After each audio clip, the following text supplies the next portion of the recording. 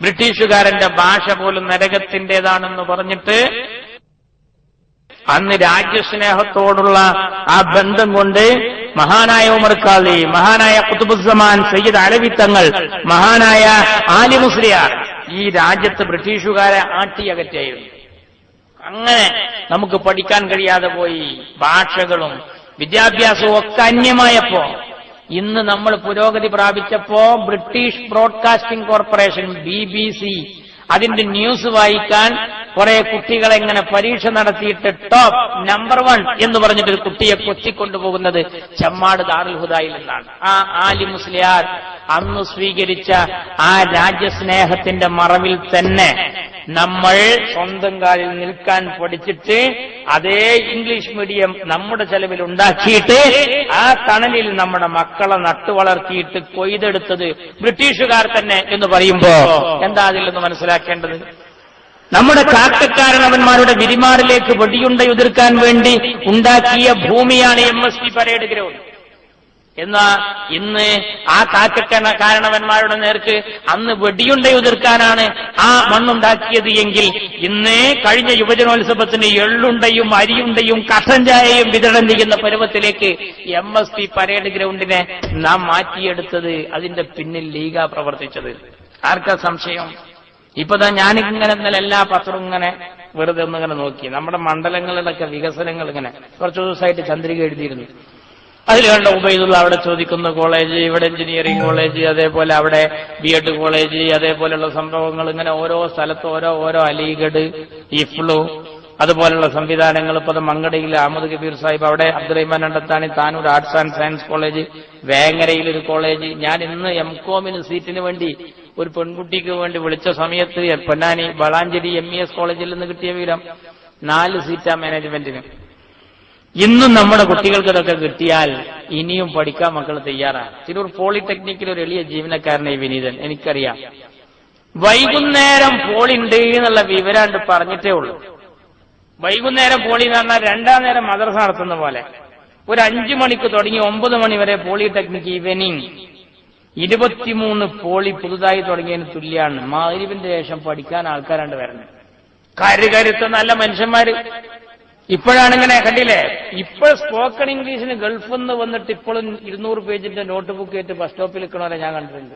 കതിരിന്റെ തൊട്ട് വളരെക്കാരൻ പറഞ്ഞായി ഇപ്പോഴാണ് ആ സാധു കുഞ്ചിക്ക് കാലിട്ടാ നേരത്തെ പഠിക്കാൻ വരുന്നത്. എന്താ കാര്യം? വാട്ട് ഈസ് യുവർ നെയിം എന്ന് ചോദിക്കുമ്പോ മൈ നെയിം ഈസ് കുഞ്ഞാപ്പു എന്നവിടെ പോയി പറയണമെങ്കിൽ ഓൻ ഇതൊന്ന് പഠിച്ചിരിക്കണം. അറിയോ, പോളിടെക്നിക്കിൽ ബിൻലാദൻ ഗ്രൂപ്പിന്റെ, നമ്മൾ വിചാരിച്ച ബിൻലാദനല്ല, ജിദ്ദ എയർപോർട്ടിലേക്ക് ബിൻലാദൻ ഗ്രൂപ്പ് ഒരു ഇന്റർവ്യൂ ചെയ്യാൻ വേണ്ടി വന്നു. ഞാൻ അത്ഭുതപ്പെട്ടു.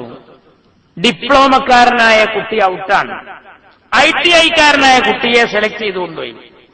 എന്തതിന്റെ അത്ഭുതം എന്ന് ഞങ്ങൾ അന്വേഷിച്ചപ്പോ ഞങ്ങൾക്ക് ബോധ്യമായി. എന്താ, ബിൻലാദൻ ഗ്രൂപ്പിന്റെ സൗദിയിലെ അറബികൾ പോളിടെക്നിക്കിൽ ഇന്റർവ്യൂ ചെയ്തപ്പോ അവര് ചില ചോദ്യങ്ങളൊക്കെ ചോദിച്ചു. മസ്മുക എന്ന് പറഞ്ഞപ്പോ ഇവന് ഇസ്മി മുഹമ്മദ്, കൈഫൽ ഹാൽ, അൽഹംദുലില്ലാ, ഓനക്ക് 100 മാർക്കാ. ഓൻ പോയി. ആര്? ITI-കാരൻ. ഡിപ്ലോമക്കാരനോട് മസ്മുക, ഓങ്ങോട്ട് ചോദിച്ചു മസ്മുക, കൈഫൽ ഹാൽ, ഓനൊരു ഹാലിൽ അങ്ങനെ ഇരുന്ന് സാധു പോയി. എന്താ കാര്യം? സാധുവായി ഇന്റർവ്യൂവിൽ പൊട്ടി. എന്താ കാര്യം? അറബി അറിയാതെ പോയ കാരണത്താൽ. വ്യത്യസ്ത ഭാഷകൾ പഠിച്ചാൽ അറബിയുടെ ഹാദ്യമായി സുലൈമാനി ഓപ്പറേറ്ററായിട്ട് ജോലി ചെയ്യുന്നവനാണെങ്കിൽ പോലും അവനെങ്ങാൻ ജർമ്മനിയിൽ പോയാൽ ജർമ്മൻ ഭാഷയിൽ അറബിക്ക് തിരിയാത്തൊരു വർത്താനം കൂടെ നടക്കണ ഈ ഡ്രൈവർ ഒന്ന് പറഞ്ഞു കിട്ടിയാൽ മതി, അറബി അപ്പ കൂട്ടും ശമ്പളം 1 ലക്ഷം.